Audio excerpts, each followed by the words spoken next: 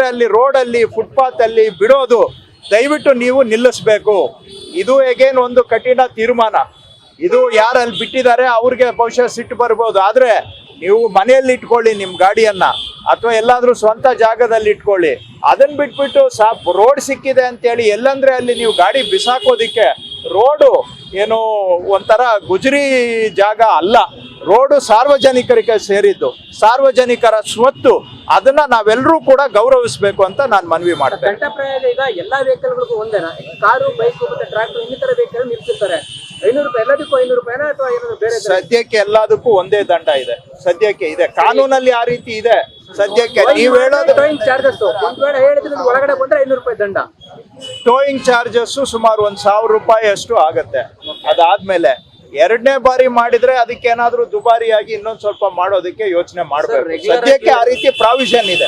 Regular ಆಗಿ ಬಿಡಾಡಿ ವೆಹಿಕಲ್ಗಳನ್ನ ತೆಗಿತಾ ಇದ್ದೀರಾ, ಬಟ್ ನೋ ಪಾರ್ಕಿಂಗ್ ಅಲ್ಲಿ ನಿಲ್ಸೋದಕ್ಕೆ ಟೋಯಿಂಗ್ ಯಾವಾಗಿಂದ ಶುರು ಮಾಡ್ತಿರೋದು? ಟೋಯಿಂಗ್ ಅದು ಬೆಂಗಳೂರು ಸೌತ್ ಕಾರ್ಪೊರೇಷನ್ ಅಲ್ಲಿ ಈಗಾಗಲೇ ಆರಂಭ ಮಾಡಿದ್ದಾರೆ. ಅದನ್ನ ಮುಂದಿನ ದಿನಗಳಲ್ಲಿ ಸ್ಟೆಪ್ ಬೈ ಸ್ಟೆಪ್, ಹಿಂದೆ ಏನು ಕೆಲವು ಕಂಪ್ಲೇಂಟ್ಸ್ ಬಂದಿತ್ತು ಆ ಕಂಪ್ಲೇಂಟ್ಸ್ ಮರುಕಳಿಸದ ಹಾಗೆ ಸ್ವಲ್ಪ ಡಿಸಿಪ್ಲಿನ್ಡ್ ಆಗಿ, ಎಲ್ಲೂ ದುರುಪಯೋಗ ಮಾಡೋದಕ್ಕೆ ಅವಕಾಶ ಇಲ್ಲದೆ ಮುಂದಿನ ದಿನಗಳಲ್ಲಿ ಸ್ಟೆಪ್ ಬೈ ಸ್ಟೆಪ್ ಕೆಲವು ಮುಖ್ಯವಾಗಿ ಮುಖ್ಯ ರಸ್ತೆಗಳಿಂದ ಆರಂಭ ಮಾಡಿ, ಮುಖ್ಯ ರಸ್ತೆಗಳಲ್ಲಿ ಪಾರ್ಕಿಂಗ್ ಅನ್ನ ವೈಲೇಷನ್ ಮಾಡುವಂತಹದನ್ನ ಪ್ರಯಾರಿಟಿ ಕೊಟ್ಟು ಅಲ್ಲಿ ಇಂದ ಆರಂಭ ಮಾಡಿ. ಯಾಕಂದ್ರೆ ಅಟ್ ಎ ಟೈಮ್ ಎಲ್ಲ ಕಡೆ ನಾವು ಮಾಡಕ್ ಆಗೋದಿಲ್ಲ. ಒಂದೊಂದು ಆದ್ಯತೆ ಪ್ರಯಾರಿಟಿಯನ್ನ ಇಟ್ಕೋಬೇಕಾಗತ್ತೆ. ಸೊ ಮೈನ್ ರೋಡ್ಸ್ಗೆ ಪ್ರಯಾರಿಟಿ ಕೊಟ್ಟು, ಎಲ್ಲೆಲ್ಲಿ ತುಂಬಾ ಜಾಮ್ ಆಗ್ತಾ ಇದೆ, ಎಲ್ಲಿ ಸ್ಲೋ ಟ್ರಾಫಿಕ್ ಮೂವ್ಮೆಂಟ್ ಇದೆ ಅಂತ ಕಡೆ ಕೂಡ ಟ್ರಾಫಿಕ್ ಕಾನೂನನ್ನ, ಪಾರ್ಕಿಂಗ್ ಕಾನೂನನ್ನ ಎನ್ಫೋರ್ಸ್ ಮಾಡೋದು ಸದ್ಯದಲ್ಲಿ ಆರಂಭ ಮಾಡ್ತೇವೆ. ಮನೆ ಮುಂದೆ ಪಾರ್ಕಿಂಗ್ ಜಾಗ ಇರಲ್ಲ, ರೋಡ್ ಅಲ್ಲಿ ಪಾರ್ಕಿಂಗ್ ಮಾಡ್ತಾರೆ, ಬೆಳಗ್ಗೆ ಮತ್ತೆ ಬಂದು ತಗೊಂಡು ಹೋಗ್ತಾರೆ. ಈ ರೀತಿ ಬಹಳಷ್ಟು ಸಂಖ್ಯೆಯಲ್ಲಿದೆ. ಇಂಥವ್ರಿಗೆ ಏನಾದ್ರು ನಿಮ್ ಸೂಚನೆ ಇದೆಯಾ? ಈಗ ನೋಡಿ, ಯೂಸ್ ಮಾಡ್ತಾರೋ ಮನೆ ನಾವು ಯಾವುದು ಕೂಡ ರೆಗ್ಯುಲರ್ ಆಗಿ ಮೂವ್ಮೆಂಟ್ ಅಲ್ಲಿರೋ ಗಾಡಿಗಳನ್ನ ನಾವು ಟಾರ್ಗೆಟ್ ಮಾಡ್ತಾ ಇಲ್ಲ.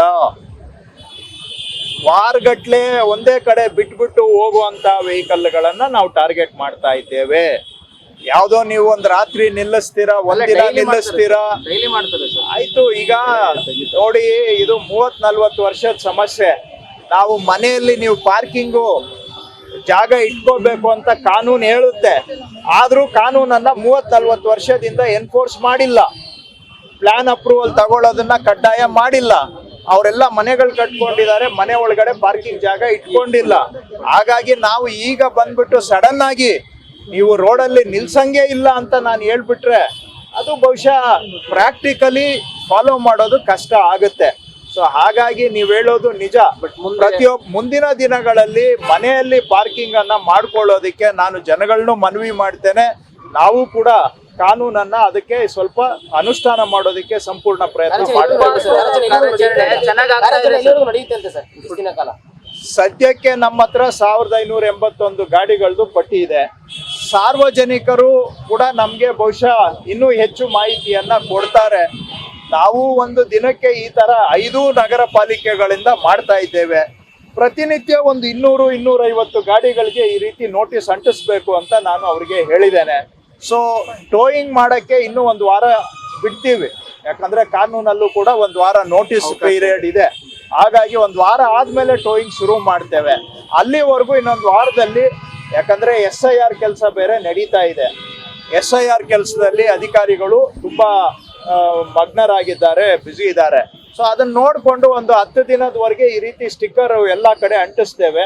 ಅದಾಗಿ 1 ವಾರ ಆದ್ಮೇಲೆ ಟೋಯಿಂಗ್ ಅನ್ನ ಶುರು ಮಾಡ್ತೇವೆ.